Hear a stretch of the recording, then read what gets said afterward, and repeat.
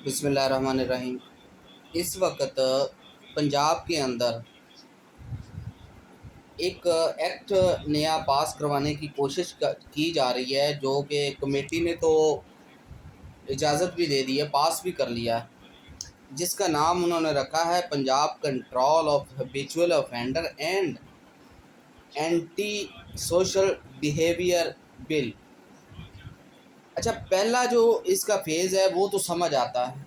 Control of habitual offender तो चलो पहले भी आता था, और उसके हवाले से लॉ हैं, अदालतें हैं, उसे डिक्लेयर करती हैं सो एंड सो, जिसे आप आम लफ्ज़ों में आप इश्तिहारी भी कह सकते हैं, वो पुलिस भी कर लेती है और वो अदालतें भी। जो उसका दूसरा फेज़ है एंटी सोशल बिहेवियर, ये बेसिकली एक ऐसा लॉ है जो किसी वक्त में 1871 के अंदर नौ आबादियाती निज़ाम के अंदर अंग्रेज़ों ने जारी किया था, लागू किया था, टू कंट्रोल द पीपल, जो आवाज़ उठाते थे इस के ख़िलाफ़, जो अंग्रेज़ों के ख़िलाफ़ मूवमेंट चलाते थे, जो उनके जो एट्रॉसिटीज़ हैं उनके ख़िलाफ़ आवाज़ उठाते थे, ये उनके लिए आया था। उस लॉ के तहत, याद रखिएगा 1871, उस लॉ के तहत पूरे पूरे कबीले, पूरे पूरे जो ख़ानदान हैं, वो सारे के सारे इसी के अंदर डाल दिए जाते थे, और उनके ऊपर बाज़ औक़ात तो पूरा पूरा ख़ानदान तबाह कर दिया जाता था। देन आपको कुछ याद होगा शायद, जो हिस्ट्री पढ़ते हैं और जो उस उम्र जो गुजार के आए हैं बुज़ुर्ग, 1959 के अंदर एक गुंडा एक्ट आया था, जो कभी कभार इम्प्लीमेंट होता है। गुंडा एक्ट जो एक डिक्टेटर ने बनाया था, अयूब के दौर में आया था। उसमें ये पार थी मजिस्ट्रेट के पास कि उस किसी भी बंदे को गुंडा डिक्लेयर करके और उसके जो प्रिकॉशंस है वो लिए जाएं। वो बेसिकली कोई ऐसी चीज़ नहीं थी, वो भी एक डिक्टेटर जैसे 1871 के अंदर 1857 के रिवॉल्ट के बाद अंग्रेज़ों ने जब कब्ज़ा किया, तो कंट्रोल करने के लिए नए नए लॉ लेके आए, और उनमें एक ऐसा ये था 1871 वाला। उसके बाद जब एक डिक्टेटर को पता चला, जो नया नया उठा के आया था, जिसने असेंबली को डिज़ोल्व किया था, डिक्टेटरशिप लागू की थी 1958 के अंदर, और जमहूरी हुकूमत को घर भेजा था, लोगों ने इसके ख़िलाफ़ रिवॉल्ट की कोशिश की, तो उसने गुंडा एक्ट लागू कर दिया, और उसकी जो जो क्लॉजेज़ हैं वो ऑलमोस्ट वही थी जो वो 1871 वाले की, अंग्रेज़ दौर की कंट्रोल वाली जो लॉ थी। देन ये एक था गासब जो कि बाहर से आया था, और एक डिक्टेटर था जिसने जमहूरियत को ओवररूल करके और उसका दड़न तख्ता करके कब्ज़ा किया। उसके बाद रिवॉल्ट आ रहे। अब मुझे ये समझ नहीं आ रही, ये हाइब्रिड निज़ाम जो है, जिसको हर बंदा हाइब्रिड कहता है, ये खुद भी कहते हैं, यानी मिक्सर जिसका माँ बाप कोई नहीं होता, ना वो जमहूरियत है ना वो डिक्टेटरशिप है, उसके दरमियान का कोई, ना वो मेल है ना वो फीमेल है, उसके दरमियान में जो थर्ड कैटेगरी है उसे बोलते हैं हाइब्रिड निज़ाम, जो इस वक्त चल रहा है पंजाब के अंदर। अब इनको, इस हाइब्रिड निज़ाम वालों को इस लॉ की क्यों ज़रूरत पड़ी? अब ज़रा इसके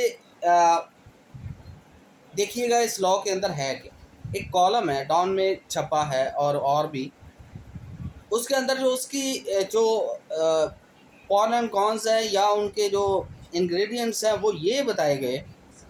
डीसीएसी के पास, वो गुंडा एक्ट के अंदर तो मैजिस्ट्रेट था ना, यहाँ डीसीएसी के पास ऐसा इख्तियार है, वो किसी भी बंदे को नापसंदीदा डिक्लेयर करे, और उसके बाद वो कमेटी जो फॉर्म होगी, मैं इसे गुंडा एक्ट 2 कहूँगा, ठीक है। इस गुंडा एक्ट 2 के अंदर जो कमेटी फॉर्म होगी, वो जिस बंदे के ख़िलाफ़ भी एक्शन ले लिया उसने, उसके बैंक अकाउंट्स भी सीज करेगी, सिम्स भी ब्लॉक करेगी, उसका सोशल जो है एक्सेस भी ख़त्म करेगी।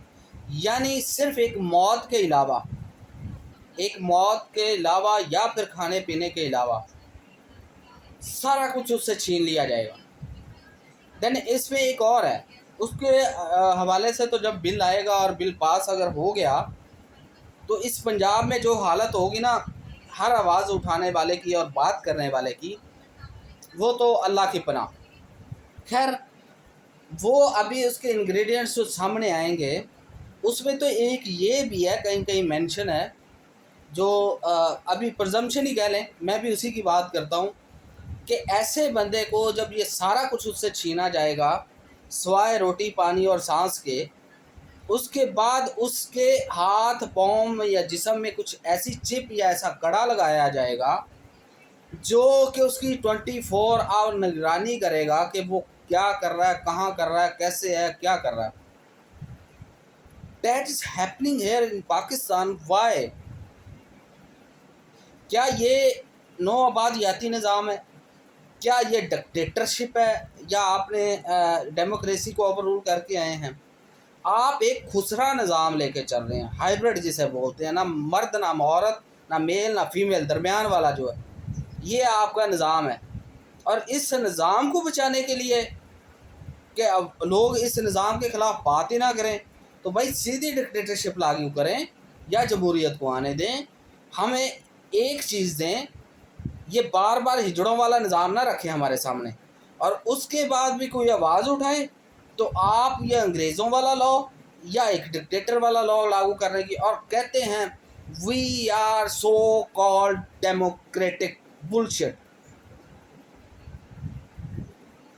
ठीक है, ये एक मेरे ख्याल में बनती है तुम लोगों के ऊपर, जो सरेआम सारे लोग इस वक्त कर रहे हैं।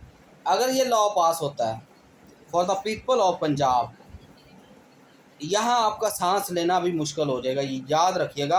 अभी तो शायद जैसे मैं वीडियो बना रहा हूँ, जैसे आप लिख रहे हैं, बोल रहे हैं, जैसे कर रहे हैं, तो ये भी सारा बंद हो जाएगा, ये याद रखिएगा। अभी उसके बारे में मलिक अहमद खान स्पीकर है पंजाब असम्बली का, उसके ख़िलाफ़ भी हमने लिखा है, बट वो इसके ख़िलाफ़ इतना, इस लॉ के ख़िलाफ़ उसको इतने तहफ़्फ़ुज़ात हैं कि ये लॉ कैसे पास हो सकता है और कैसे बन सकता है। Imagine the picture, a person sitting speaker of Punjab assembly, उसको तहफ़्फ़ुज़ात हैं और बाकी जो हैं वो बगले बजा रहे हैं। मुझे समझ नहीं आ रही क्यों। अब स्पीकर खुद इसको लेके वो कह रहा है जी मैं तो ये देखूंगा, मुझे ये छुपाया क्यों गया, मुझे बताया क्यों नहीं गया। तो ये सिचुएशन है। ये वो लॉ है जो कह लें कि सांस भी बंद करना का, आप सांस भी उनसे पूछ के लेंगे, उस ACDC से पूछ के लेंगे जो हमारे टैक्सों से पलते हैं, जो हमारे टैक्सों के पैसों से तनख्वाहें लेते हैं और हमारे मराहत लेते हैं, उनसे पूछ के आप सांस, यानी आपके नौकर आपके ऊपर मालिक होंगे और आप सांस भी उनसे पूछ के लेंगे। That's is going to be happen in Pakistan और specially in Punjab. Let's see. अभी उस कमेटी ने पास किया है according to opposition leader Punjab assembly, उसने उसके मुताबिक कि ये कमेटी ने तो पास कर दिया, no it's will be presented in Punjab assembly. तो क्या होता है फिर इंशाल्लाह उस पर बात करेंगे। जब अगर पास हो गया तो फिर यहाँ आप या मेरे जैसों के रहने की जगह नहीं, आप अपना ठिकाना ढूंढ लें, कोई और मुल्क देखें ताकि आप जी सकें।